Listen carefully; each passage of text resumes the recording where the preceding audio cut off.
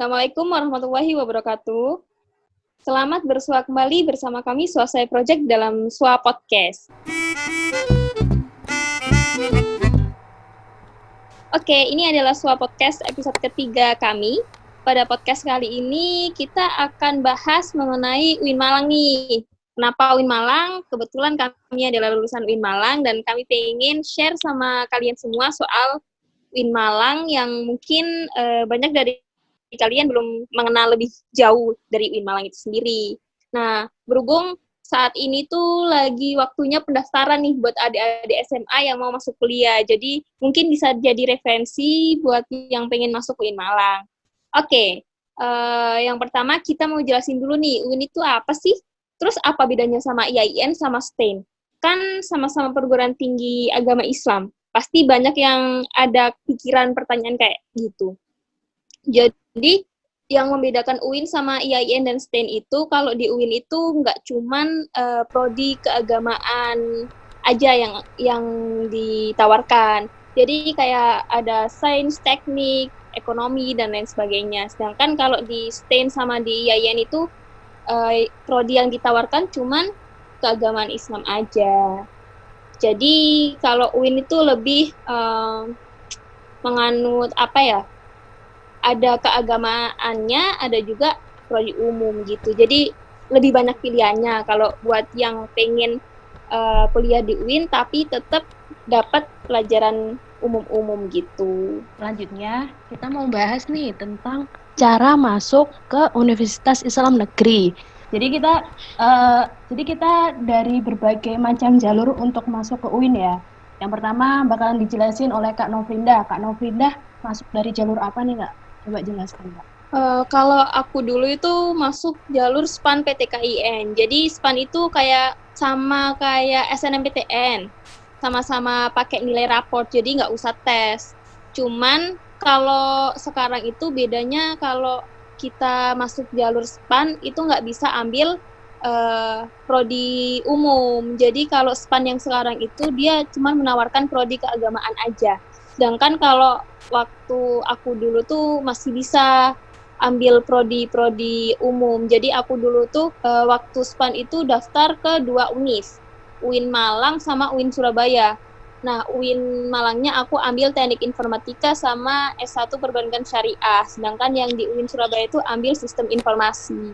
Jadi keuntungannya yang buat dulu sih karena belum ada pembatasan ya. Kalau dulu tuh masih bisa, bahkan di UIN tuh enak soalnya ada jalur yang di universitas umum lainnya itu nggak ada. Jadi kalau dulu tuh masih enak, masih belum ada batas-batasannya. Kalau sekarang tuh udah dibatasin. Jadi yang umum tuh nggak bisa diambil lewat jalur SPAN gitu. Oh, oke. Berarti beda tahun, berarti beda kebijakan juga gitu ya, Kak ya? Oke, untuk selanjutnya Kak Yolan. Kak Yolan bisa dijelasin nggak dulu masuknya jalur apa, terus jurusan apa gitu? Nah, kalau aku tuh dulu masuk lewat jalur SNMPTN yang gunainnya rapor, jadi nggak perlu pakai tes lagi. Dan aku dulu tuh cuman milih UIN Malang aja, karena aku dari luar Jawa kan. Karena di daerah aku itu univnya biasa aja, jadi cuma milih yang di daerah Jawa itu UIN Malang. Dan aku juga milih jurusannya itu 2. Yang pertama teknik informatika, yang kedua sama teknik arsitektur. Ya begitu, Kakak. Gini aja rencana. Oke, untuk selanjutnya, Kak Iva boleh jelasin nggak untuk masuk ke UIN-nya pakai jalur apa dan jurusan apa gitu yang diambil? Aku dulu itu lewat SBMPTN. Jadi SBMPTN itu seleksi bersama masuk perguruan tinggi negeri. Jadi bisa milih kampus negeri seluruh Indonesia. Nah, waktu itu aku pilihan pertamanya langsung ke UIN Malang, Teknik Informatika. Terus yang kedua itu di UIN juga, UIN Surabaya, Sistem Informasi. Dulu tuh tesnya langsung, jadi daftar SBMPTN, terus tanggalnya tesnya ya langsung tes. Nah, kalau sekarang itu kayaknya pakai UTBK, jadi tes dulu, dengan kita tahu nilai kita segitu, nanti kita bisa memperkirakan nilai kita itu cocoknya milih jurusan apa, di univ mana, kayak gitu. Oke, untuk untuk kita nih kan beda-beda nih jalur untuk masuk ke UIN-nya. Kemudian untuk aku sendiri itu jalur UMPTKIN. Jadi dulu gitu jalur UMPTKIN tuh bisa dipakai untuk jalur umum atau untuk jalur keilmuan tentang agama. Jadi di tesnya itu sama seperti kayak tes SBMPTN, cuman ada 2 sesi, yaitu tes tentang keagamaan dan juga tes tentang umum kayak SBMPTN pada tahun sebelum-sebelumnya, yaitu tes pelajaran kayak matematika dan pengetahuan umum lainnya. Kemudian kita bakalan bahas nih tentang Mahat. Apa sih Mahat itu dan apa aja kegiatan-kegiatan yang ada di Mahat? Boleh minta tolong jelasin untuk Kak Rinda? Iya. Jadi buat yang belum tahu nih, Mahat itu apa sih, kok selalu dibahas kalau ada anak diterima di UIN, nanti masuk Mahat nih 1 tahun. Jadi Mahat itu kalau kata-kata familiarnya buat kita tuh, dia tuh kayak pondok. Cuman dia nggak seketat pondok-pondok yang kayak pondok-pondok setara SMP, SMA. Soalnya kan menyesuaikan juga dengan kegiatan kampus kita sebagai mahasiswa kan. Jadi kalau di Mahat itu ada banyak kegiatan. Nah, kalau di Mahat UIN itu ada gedung-gedung. Nah, gedung itu namanya Mabna. Jadi di Mahat UIN itu ada 9 gedung. Ada 5 gedung buat cowok dan 4 gedung buat cewek. 4 gedung ini yang buat cewek ini namanya Ummu Salamah, Asma binti Abi Bakar, Fatimah Az-Zahra, sama Khadijah Al-Kubro. Kalau gedung yang di cowok itu namanya Al-Ghazali, Ibnu Rushdi, Ibnu Sina, Ibnu Khaldun, sama satunya itu Al-Farabi. Nah, setiap gedung itu kapasitasnya beda-beda. Ada yang 3 lantai, ada yang 4 lantai. Kalau di Mabna cewek sendiri itu ada 2 gedung yang memiliki 4 lantai. Sedangkan 2 gedung lainnya itu cuman 3 lantai. Gitu. Dan kita sendiri tuh dari beda-beda gedung nih. Oh enggak sih, cuman aku aja.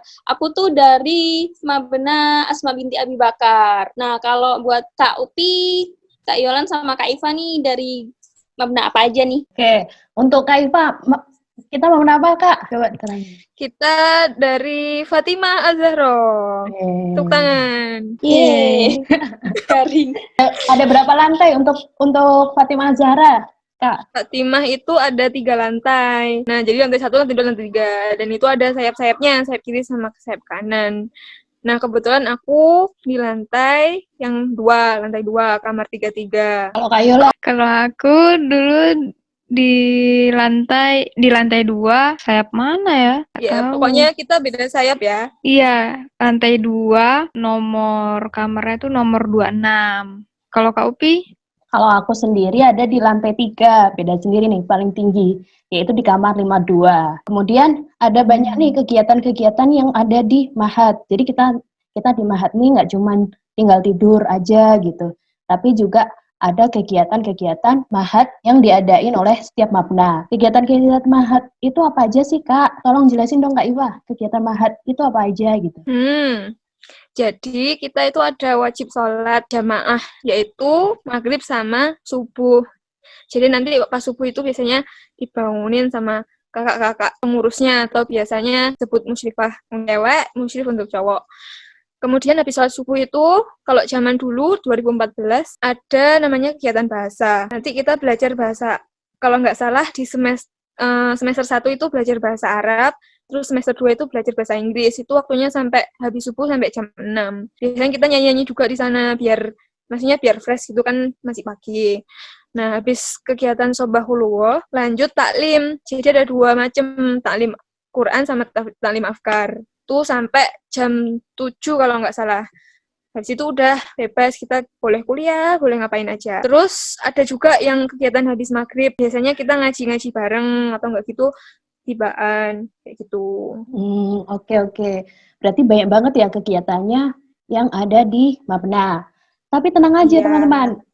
Tapi tenang aja untuk teman-teman, untuk adik-adik atau teman-teman yang nggak tahu kegiatan-kegiatan itu dibimbing oleh siapa, itu ada pembimbingnya, yaitu namanya musyrif-musyrifah. Apa sih musrif-musrifah itu? Coba jelasin dong Kak Yolan. Musrifah itu biasanya apa ya, kakak tingkat yang semester 3 sampai semester tingkat akhir ya. Nah, pokoknya itu nanti dia ngajarin kita apa juga yang ngurus per kamar. Biasanya musrifah itu dia megang 2 kamar. Iya, jadi musrifah itu jadi satu orang musrifah atau musrif itu pegang 2 kamar. Jadi kayak setiap kamar tuh ada pendampingnya sendiri.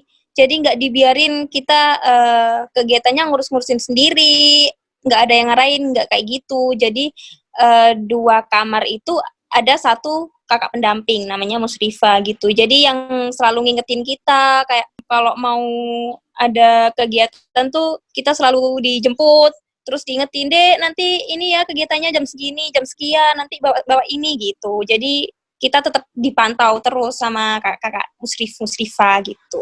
Untuk yang bingung nih, di kamar kita nih, ada apa aja sih di setiap kamar itu?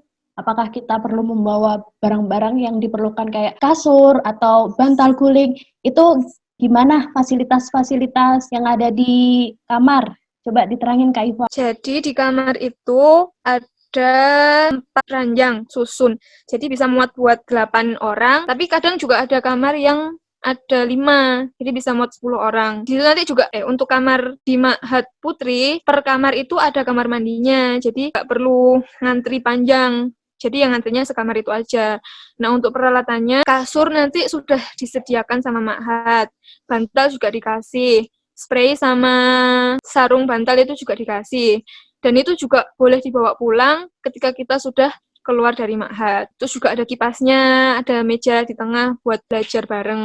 Aja sih. Luas kok kamarnya, enak. Iya, Iya, sih. udah ada lemarinya juga. Jadi mungkin teman-teman cukup bawa selimut, terus ganti sarung bantal itu sama spray, sama peralatan pribadi, baju, peralatan mandi, gitu. Iya, jadi mereka nggak usah khawatir ya Kak, mau bawa barang-barang seperti apa yang nanti bakalan dipakai untuk di Ma'had, ya kan? Iya.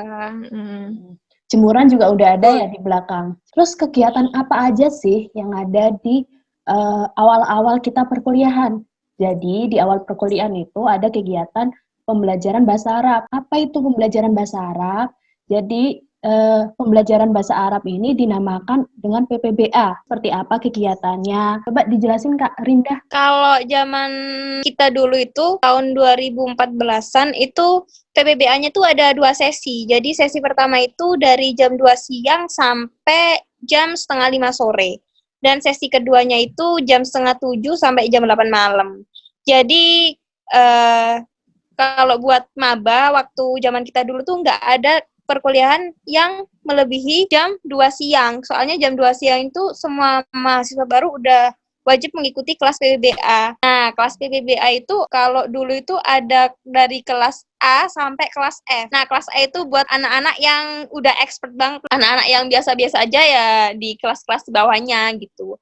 Nah, sebelum masuk ke perkuliahan PPBA itu dulu itu ada tesnya. Jadi buat menentukan kita tuh masuk kelas mana. Jadi kalau misal pas di hasil tesnya itu bagus, berarti kita nanti dimasukkan ke kelas yang atas gitu. Nah, dan semester 1 itu waktu dulu itu masih dicampur. Dari semua fakultas tuh bisa masuk dalam satu kelas. Jadi aku dulu juga punya teman dari anak ekonomi, dari anak PGMI, tarbiyah, psikolog, dan lain sebagainya. Cuman di semester 2 itu udah diminimin lagi. Jadi cuman bisa sekelas sama anak yang sefakultas. Jadi aku nggak punya teman anak ekonomi, aku punyanya teman anak arsitek, anak fisika, biologi gitu. Nah, kegiatannya itu pembelajaran seperti biasa, bahasa Arab, cuman ya disesuaikan aja dengan kelasnya. Dan di situ tuh ada bukunya. Dan aku dulu tuh suka banget buku di semester 1, soalnya buku semester 1 tuh full color gitu. Jadi enak dibaca, enak dipelajarin gitu. Dan biasanya itu Ustadz dan ustadzanya itu biasanya ngasih pilihan nih, mau belajar di kelas apa belajar di luar gitu. Kalau belajar di luar berarti kita tuh diajak di taman-taman gitu buat belajar. Enak kok. Yang malam itu habis maghrib kelasnya sampai jam 8 malam. Nah, tutup mabnanya itu jam 9. Jadi kita punya waktu 1 jam buat jalan-jalan atau kemana gitu. Tapi ini kayaknya tahun ini udah sejak tahun berapa ya Kak udah dihapus PPBA yang malam. Jadi PPBA-nya cuma sampai jam 4:30. Jadi abis maghrib sampai jam 9 malam itu full kegiatan di Ma'had. Taklimnya itu dipindah ke malam. Jadi pas pagi itu cuma ada kegiatan bahasa aja. Dan kelasnya itu kayaknya sempet dipisah antara cewek sama cowok. Oh iya. Iya kan? Iya. Ya, tapi dicampur lagi. Iya. Ya, jadi setiap tahun ada peningkatan lah ya, ada kebijakan dan peningkatan untuk pembelajaran yang lebih baik. Jadi nggak usah khawatir buat teman-teman yang belum pernah belajar bahasa Arab, karena kalian bakalan dikenalin dan diajarin dari awal oleh Ustadz Ustazah PBBA. Jadi ada yang bingung nih, ntar di Ma'had itu ntar makannya kayak gimana, terus apakah kita boleh beli di luar atau enggak, itu. Ntar buat teman-teman yang bingung, bakalan dijelasin nih sama Kak Yolan, gimana nih untuk makan sehari-hari waktu kita tinggal di Ma'had. Jadi kalau di Ma'had itu atau asrama, di dalam asramanya itu nggak ada dapur ya. Jadi ke setiap asrama putri atau cowok punya kantin masing-masing, dan kantinnya itu berderet, banyak dah, bisa pilih makanan apa aja. Pokoknya di asrama itu kalian cuman bisa bawa peralatan makanan karena di sana memang nggak ada tempat untuk masak. Jadi kalian mesti beli keluar, beli ke kantin atau ya di luar area kampus deh. Iya. Ya, posisi kantin kalau di asrama putri itu di belakang ya, dekat asramanya apa ya? Khadijah. Ya. Kalau yang laki-laki nggak tahu dah. Depan halakoh. Oke, untuk kantinnya tadi dijelasin oleh Kak Yolan, ada di belakang gedung Khadijah. Terus untuk laki-lakinya ada di depan halakoh. Jadi kalian nggak usah bingung untuk makan waktu tinggal di Ma'had. Dan kalian juga dibebaskan untuk membeli makanan di luar. Jadi ada kegiatan nih, kegiatan Ma'had tiap bulannya dan tiap tahunnya. Kalian dijelasin oleh Kak Iva. Ayo tolong Kak jelaskan. Jadi setiap bulan itu ada kegiatan besar yang diadakan di Sport Center, yaitu Khatmil Quran. Jadi di sana kita dikasih Al-Quran per juz, terus kita baca, terus di sana juga ada tausiahnya dari ustadz-ustadz di Ma'had, terus kita nanti dikasih makan gratis. Nah, kemudian ada kegiatan juga di akhir semester. Di akhir semester itu ada kegiatan lomba-lomba, diadain per mapna. Jadi nanti di per mapna itu diadain lomba, habis itu dari yang terbaik di mapna itu dilombain lagi. Jadi satu Ma'had nanti bakalan berkompetisi per mapnanya. Nah, juara-juaranya nanti bakalan diumumkan di Muwada'ah. Muwada'ah itu apa? Muwada'ah itu adalah perpisahan Ma'had. Jadi tanda bahwa seluruh mahasantri udah waktunya keluar dari Ma'had, yaitu di akhir semester 2. Di sana nanti ada pertunjukan-pertunjukan kayak tari-tarian, nyanyi, terus drama, dan pengumuman juara dari kompetisi. Oke, itulah kegiatan-kegiatan yang ada di Ma'had. Dari kegiatan bulanan, kegiatan tiap tahunan. Jadi jangan khawatir untuk adik-adik yang merasa bosan dengan kegiatan-kegiatan, karena ada berbagai macam kegiatan yang bakalan membuat adik-adik lebih berkreativitas dan lebih mengasah kemampuan diri. Sekian Suap Podcast episode kali ini. Semoga dengan podcast kali ini kalian, teman-teman pendengar, bisa mengenal lebih jauh soal UIN Malang dan Ma'hadnya. Dan buat adik-adik SMA yang mau cari tempat kuliah semangat terus, semoga cita-citanya masuk ke kampus yang dituju bisa tercapai. Like jika kalian suka video ini, share jika menurut kalian video ini memberikan informasi yang informatif. Dan selamat bersua kembali pada Suap Podcast episode selanjutnya. Wassalamualaikum warahmatullahi wabarakatuh.